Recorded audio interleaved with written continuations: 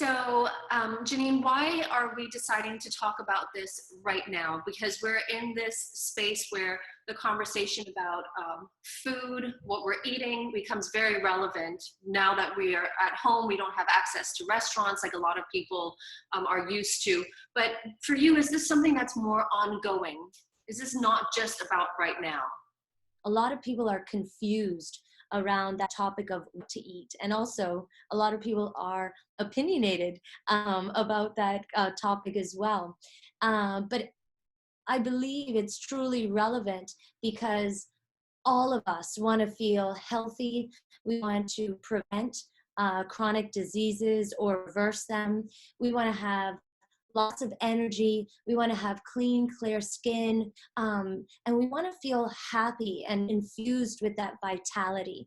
So I think, yes, definitely. Is this a relevant topic in general? Most certainly. But is it even more relevant now, especially in a time where we have increased levels of stress? Sometimes you might be looking for more comfort food that might not have a high nutrient portfolio.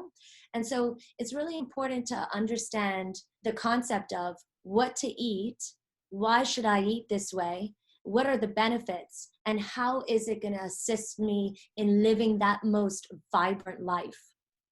So I know from the Institute of Integrative Nutrition, there was a whole segment on primary and secondary foods, which I found tremendously beneficial. What you're talking about right now are secondary foods. So can we go into that a little bit more? And then I'd love for you to touch on what primary foods are. The question around what to eat has been an interesting topic for governments over many, many years. And we see that every country, all different governments have their theory on what to eat. And they've created their food pyramids or their food plates that are guidelines that they've issued for the general public as well as schools to provide relevant information of how to eat in a healthy way for you, your family, and then very importantly, our children. I know that this gets a little bit more controversial, and I don't expect that we're going to go into this more, but there's so much wrapped up in how these plates are segmented and how the food pyramids are segmented. Is it the agricultural big business? Is it big pharma who then is responsible for saying, well, you know, back in the 1950s, 60s, and 70s, I think even into the 1980s, dairy was a large portion and grains were a large portion of these plates. And now, how do you see that these have changed? And I think that there's a difference between the Canadian plates and the American plates, as there might be about the European plates. Absolutely. It's very interesting when you look up all different food guidelines generated by different countries. They all are slightly different or quite different. So basically, a quick example is if you look at the food pyramid generated by the USDA for the United States, we had that food pyramid that guided the nation for quite a few years. And it was grains, vegetable, fruits, oils, milk, and then meat and beans. So you can see, again, those were their guidelines. Meat, dairy was definitely a segment that had presence there. In the 2000s, basically, you saw that more and more awareness was going into the topic of what to eat, and dairy and meat started to go into the back seat. And we can see that that food pyramid changed to the my plate, and meat is no longer there. It's been changed to protein. Dairy is no longer in the plate. It's off on the side. So dairy still is in the mix, but you can see it's pushing out there a bit. Canada's plate, which is quite progressive, I had it pulled up here on my phone. And again, you can just Google this right away and see it for yourself. But they've done a phenomenal job there where, I mean, you can even just see the lush diversity of fruits, vegetables, grains on there. And it says, have plenty of vegetables and fruits. That's half of the plate. And a quarter of the plate is It's called Eat Protein Foods. You have a huge, diverse assortment of it. And dairy is still in there, but you can see it's about the size of a quarter, very small. Meat is also there, and it's the size of 2 quarters, right? Like quarters as in um, the change that you use. And then the last quarter of the plate is choose whole foods, whole grains.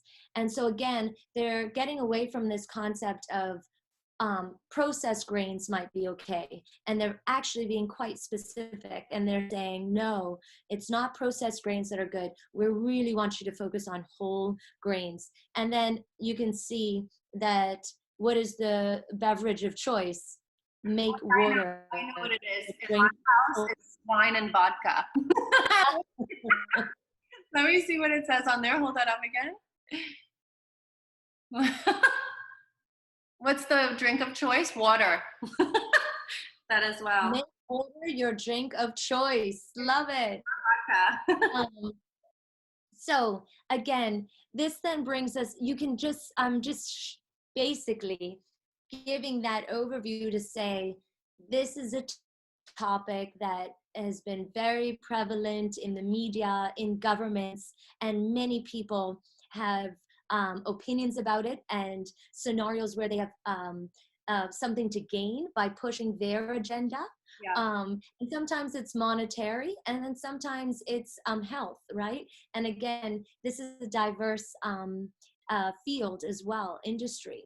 Yeah. So it's very important that you allow yourself to be well informed. And as you go through all of this information, make sure that you're a food detective and look at the case studies that back up the food guidelines that you're attracted to and see, okay, the persons or people who follow this guideline, are they healthy? Do they have longevity? Have they lived until 90 and 100 without chronic diseases? Do they have digestive issues? What is their mental health like? Right. Are they radiant? And when you start asking yourself those questions, and then you look and you apply those questions to those food guidelines and the populace that follow those guidelines, then you can really start to have clear answers about which guideline is going to promote that health and vitality and that longevity, disease-free for you. I think that's a really great point too, because when you say identify what it looks most attractive to you and then kind of be the food investigator and follow that model. For a lot of people, they look at vegetables and fruits and they're like, oh, that's not going to fill me. That doesn't taste good, because they don't know how to prepare it. And I know that one thing I have often done is I look to other people and I see exactly as you said, what is their physical condition like? What types of exercise and movements are they doing? What kinds of foods are they eating? And when I look at my life in 5, 10, 30, 50 years, I know that I want to be as healthy and as strong mentally and physically as I can be. And I know that, looking at the diversity of plates and pyramids and food recommendations, and now also combining science, which I absolutely love, we can actually look at the breakdown of nutrients in different foods and see how they're assimilated by the human body and which convert into energy and which will, like you said, give us, the nice skin if we don't go out in the sun too much. And which keeps our body hydrated, which gives us the vitamins and minerals. So I think that's a really important point, is to project yourself into your immediate, near, and future and see which direction you want to head in and point that way. And that same thing goes to mindset and mental health and emotional intelligence and all the rest of it. You and I have talked a lot over the years about my own primary foods. I want you to talk a little bit more about that, because it is one of my favorite topics. And I said that to someone today, that economic politics is one of my favorite conversations, and favorite topics. And I was like, wait a minute, I think I say that about a lot of things. But primary foods, it is really in my top 15. Absolutely. So, getting back to this topic again of what to eat. you and I both studied the food pyramid that came out of Institute for Integrated Nutrition, and I found that that is one of my most favorite food pyramids. Around that beautiful food pyramid, they have the primary foods. And those primary foods are 4 categories, which are physical activity, spirituality, career, and relationships. And I remember when you and I both, we went and we studied for nutrition and health coaching. I, just like you, loved the topic. And I remember when we started studying that, and again, this is one of the big segments that is quite a new concept when I cover it with clients and across the board.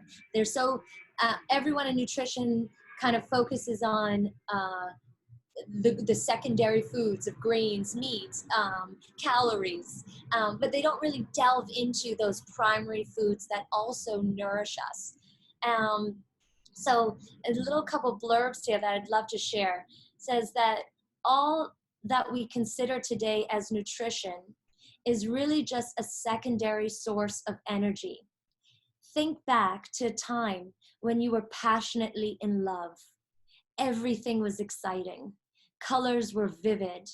You were floating on air, gazing into your lover's eyes. Your lover's touch and your shared feelings of exhilaration were enough to sustain you. You forgot about food and you were high on life. Or remember a time when you were deeply involved in an exciting project. You believed in what you were doing and felt confident and stimulated. Time seemed to stop. The outside world faded away. You didn't feel the need to eat. Someone had to come by and remind you. Classic one.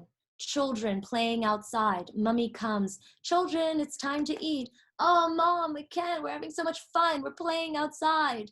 And a little back and forth goes between mom or parent and kid. They finally come in and they cannot wait to go back out and play. As children, we all lived on primary food. The same as when deeply in love or working passionately on a project, the fun, excitement, and love of daily life have the power to feed us so that that food becomes secondary. Oh, So that is so romantic with your own life. I love that. That's so, oh, it's giving me feelings because it's so true. When your life is so full and rich of things that make you happy, then everything is in balance. everything is in balance. Your And they your cross, palms can yeah, be graced on the earth. yes. Yoga. And it ends with saying, primary foods feed us, but they don't come on a plate. Elements such as a meaningful spiritual practice, an inspiring career, regular and enjoyable physical activity, and honest and open relationships that feed your soul and your hunger for living all constitute primary foods. Let's talk about this.